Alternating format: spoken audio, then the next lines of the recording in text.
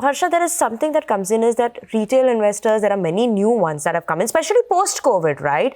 So for them, if you had to just tell them as in simplify this complex investment process that is there, everyone wants fast money now. They don't want to wait for a long period of time. How would you tell them to build their trust for a long-term process? How would you explain this to them? Yeah, you're right. This is the T20 generation rather than a test cricket generation.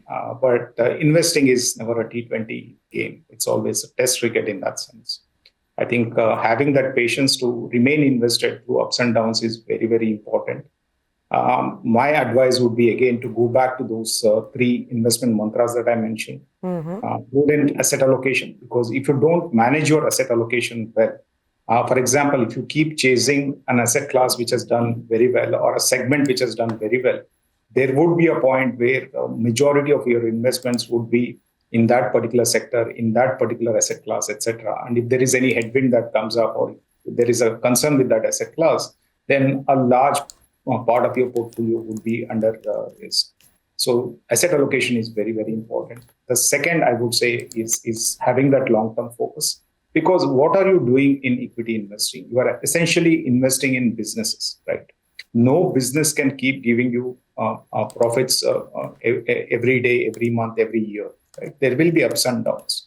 And that's the reason why we diversify the portfolio as well. So once we have done that, you should not be really looking at a very short term in terms of what's happening to the portfolio. Yes, it is good to monitor the portfolio, but the investment decision should be rational and should be taken with a lot of care with a long-term focusing.